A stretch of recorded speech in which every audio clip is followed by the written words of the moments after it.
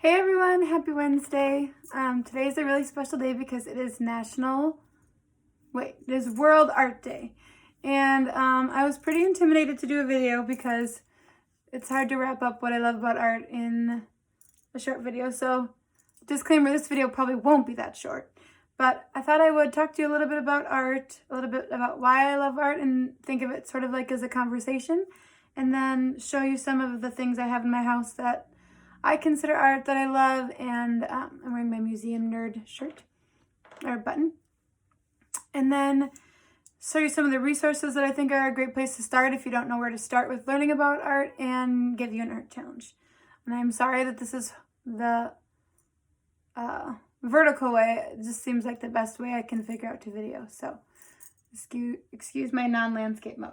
So one thing I want to say is that I hear from so many people, adults especially, that they just don't get art or they just don't like art. And I always think that's really interesting to think about because my students have asked me, well, I guess both are interesting to think about because a lot of my students ask me, Miss M, are you an art teacher? Like, what made you like art so much?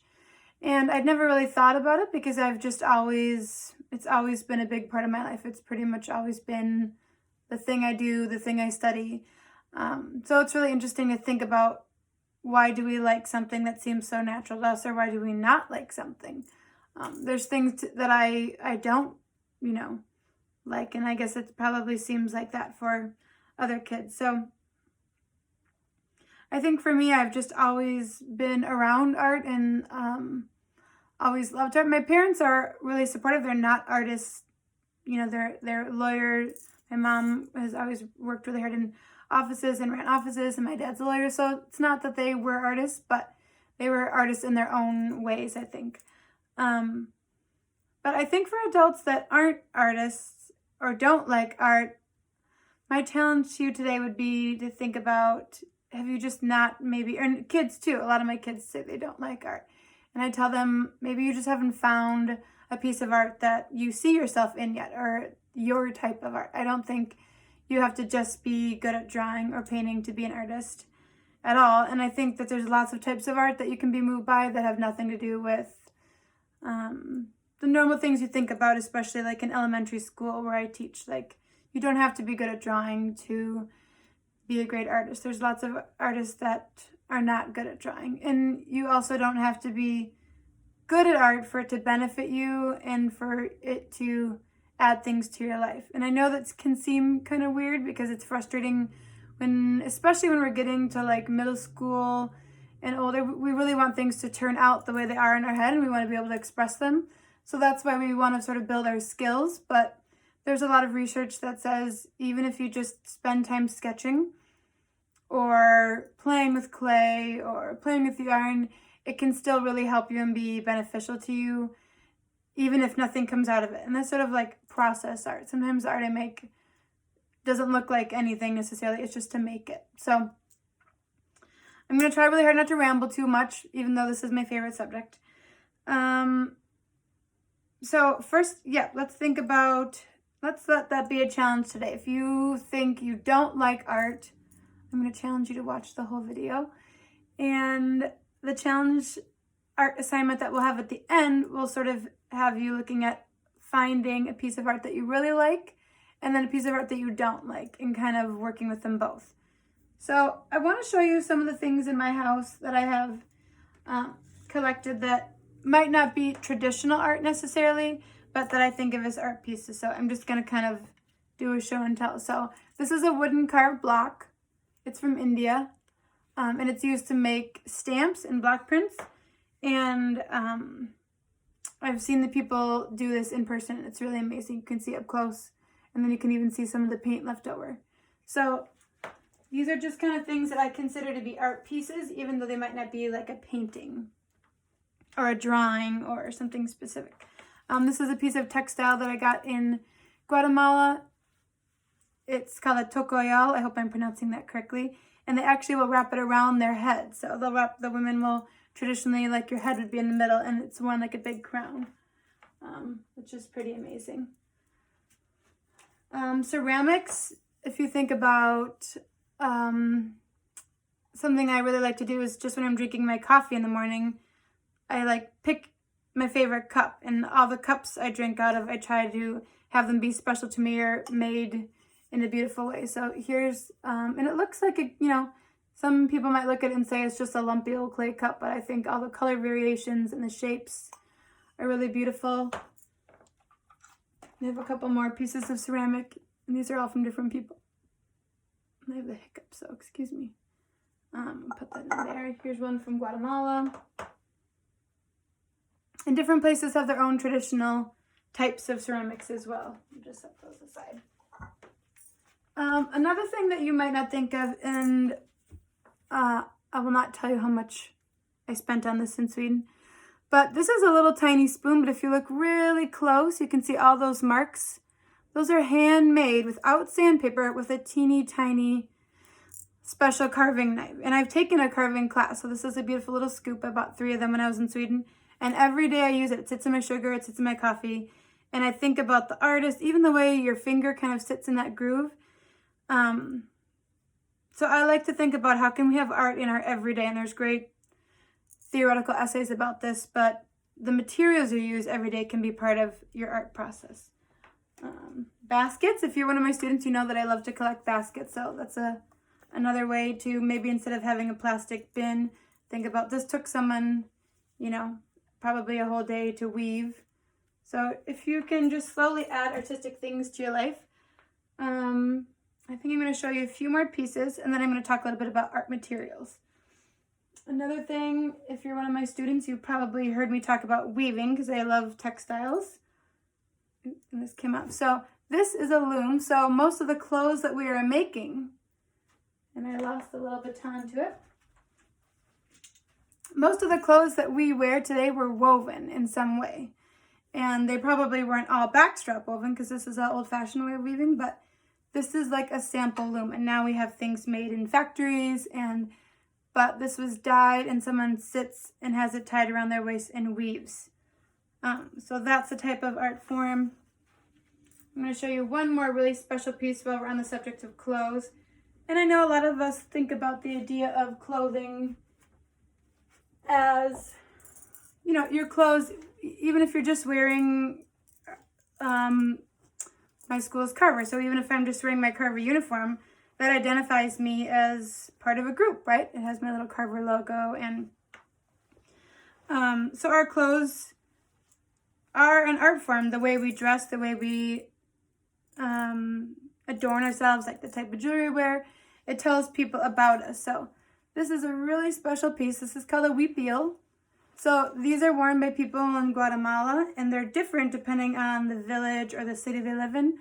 This one is double embroidery. So sorry for not all textile nerds like me, but you can see it means it's on the inside and the outside. So this is actually sewn. It's not printed. So this is sort of a very special ceremonial one, and the bottom is actually cut off, but just something like this. This is one of my favorite things in my house.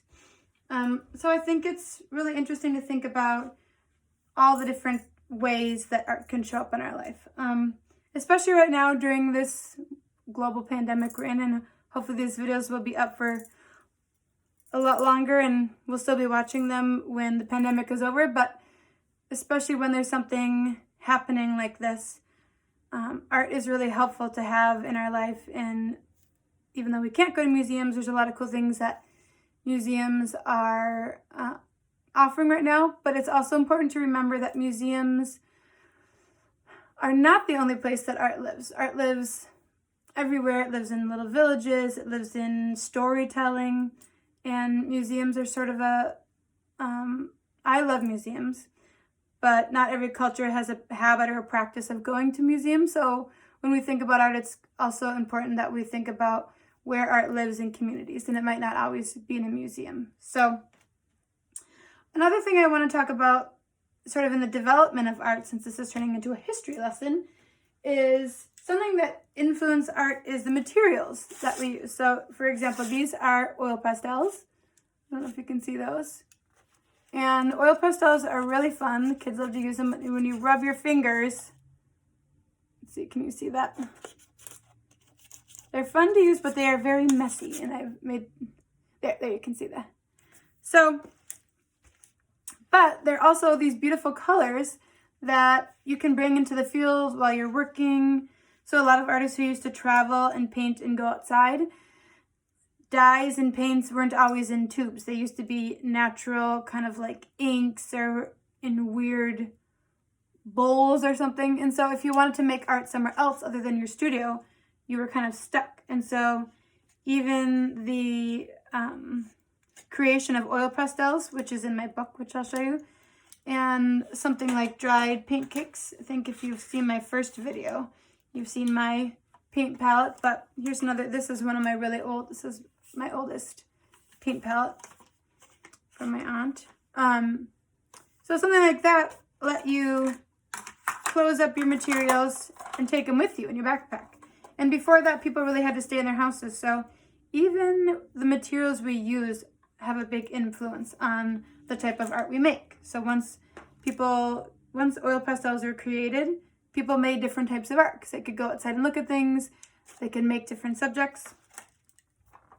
So I think that's all I want to show you here. I've got my little buddy. A lot of you are familiar. I should put them in a dab where my students are always getting creative with these.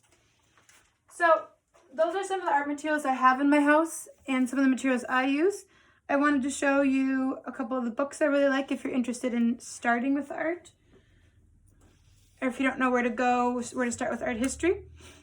And then we'll kind of have a challenge. So I'm just going to try and do these quickly, but I didn't promise it would be a short video.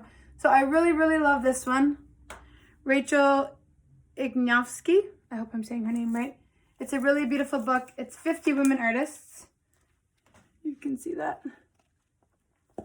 And women have really been traditionally underrepresented in art, which means that they're not talked about or written as much traditionally, and I think still. So I love this book. We can learn about a lot of different people. This is one for a little bit of older kids. This is the Annotated Guide to Mona Lisa. I like this book, but I think it does focus a lot on Western art. And when I say Western art, I mean people from Europe who are mostly Caucasian or white people, which it doesn't necessarily, there's not a lot of like talking about art, different types of art, or the art being made in different countries. It's sort of all focused on, not all focused, but I think a lot of this book focuses on the West. So it's a really good starting place, but we want to look at some different ways of thinking about art too. So I'll show you some more books that have more of a focus on that. This is a nice series. There's a bunch of these. This one's 13. I know these are coming out flipped, but let me see if I can. 13 women artists, children should know. Anything by Prestel I really like. So this is a great book. There's several types of these.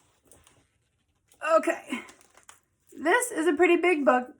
I think it's a really nice way of thinking about art in a different way than just painting or drawing, because it's all different.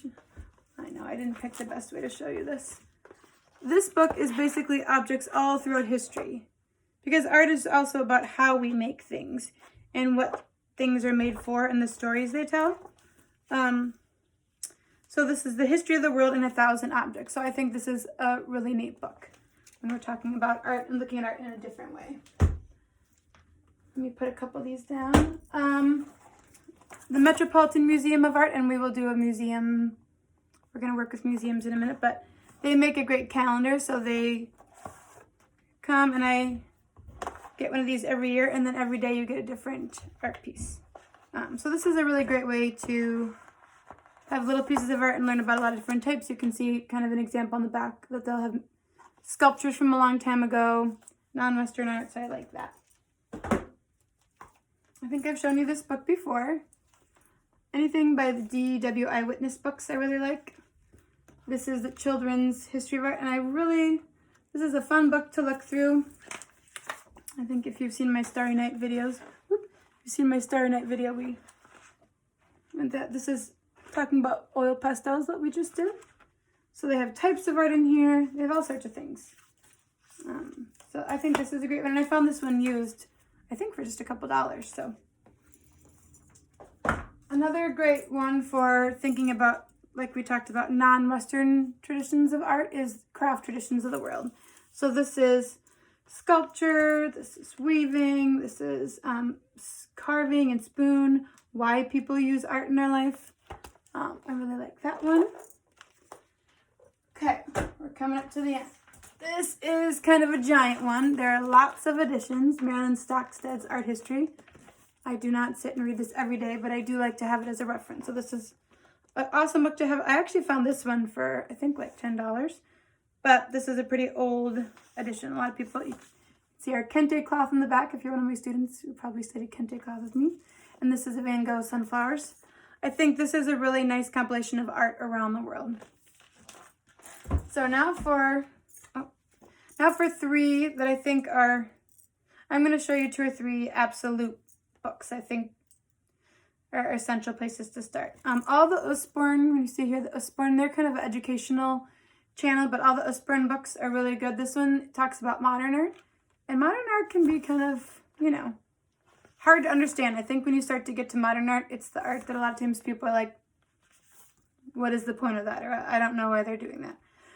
So I like this book. It's a small student-sized book, and it talks about modern art. These are 2 of my all-time favorite books right now. So if I could recommend you get 2, these would probably be the 2 right now. So this is Women Artists A to Z. It's by Melanie Labarge and Caroline Corrigan. I love, love, love this book. We were using it in my class right when we had to leave school. It has all sorts of amazing women artists. It's really beautiful, and it's good for different ages. And then this book is a really awesome place to start. It's my big book of the world's greatest art. Let's see if you can see that close. I would highly recommend it. I know I owe you a unicorn tutorial, but a unicorn horn tutorial, but I did make a mark in here. Okay, see if you can see it. So I had made this mark to show you last time about the unicorn tapestries. Unicorns have been around a lot longer than just seeing the cute ones that we do on Target t-shirts. But I really love this one because it sort of goes through the different stages of art. But if you can see the illustrations, kind of a limited color palette, and we've talked about limited color palette before. But they kind of have the main aspects of art in each time period. And then they'll have a big page introducing, and then all these fun, it's almost like a Where's Waldo, not exactly, but lots of little bits of information about all the things happening in art in that time. So this is a pretty awesome history book. And it goes all the way up through modern time. It has the Obama Pope poster. All right, so that's kind of my rundown of materials. And again, I really challenge you, if you feel like you don't love art, to think about why that is. Was it because you had an experience? Was it because your teacher in school told you something you were doing wasn't right or wasn't correct? I really think that everyone should be represented in art, and everyone can be benefited by art. So I'm going to give you a museum challenge, and I'm going to show you 2 of the sketches that I've done. So the Metropolitan Museum of Art has a challenge every, let's see if I have this. Okay, so y'all know I've been into the wave lately. Here's kind of a picture of it. It's a Japanese print. If you were in one of my classes, I'll just swear it. If you're in one of my classes, you know, especially my first graders did a really great version of this. So I didn't used to be into a lot of art from Asia, China, and Japan when I was younger. And now I really regret not spending more time with it. Because we can go, art is also like foods. Our tastes change. So something you might not like now, you might really like when you're older, and you might not even know why. So here's a little sketch I did. I guess it's kind of hard to see. But the Metropolitan Museum of Art has a couple of these prints, and so does the Art Institute of Chicago. And the Metropolitan Museum of Art has been doing a challenge every Sunday. They'll post a piece of art and ask you to do your own version of it. So this is kind of my straightforward version of it. And then they posted a really old piece of jewelry, and I got to use a lot of gold. You can see I'm excited about gold. So this was my sketchbook piece from this Sunday. So those happen to be two pieces I really loved, but what I want you to do, and I'm going to put a bunch of links in the comments because I don't know how else to do it. I'm going to give you links to the Tate Museum, to the Metropolitan Museum of Art. I'll probably give you just links to the Google Arts and Culture page, and you can go find a museum to explore virtually. And I want you to, and it doesn't have to be in the same, you can do a bunch of them. You could just spend all your time in one. I want you to find two pieces of art. I want you to find one that you really love. And then I want you to find one that you're like not that excited about, but maybe you're interested in. You don't have to like something for it to still have an effect on you and to learn something from it. So I think that's important to remember. I'm not saying you should feel uncomfortable if it's a piece of art that's, yucky or offensive, but if you see a piece of art and you don't like it, that's response is telling you something. That's telling you something that you can still be learning something from that art. So I want you to find two pieces of art, one that you really like and one that you don't like that much, but are sort of curious about. And I want you to do some kind of interpretation of them. You can paint them, you can draw them, you can make an arrangement. I will show you a couple pictures of people a lot of people have been using toilet rolls, I guess because people store toilet rolls, but I saw one where someone did a toilet roll sculpture of the Great Wave painting I just did, so I'll share that. I saw another one where they did their dog. I'll just send it to you. But if you wanted to sort of like make an actual physical representation with you and your siblings or someone that you have in your house, maybe you want to dress up and try to look like the painting. And it doesn't have to be a painting. It could be a sculpture. It can be a nature-based piece of art like Andy Goldsworthy or Maya Lin.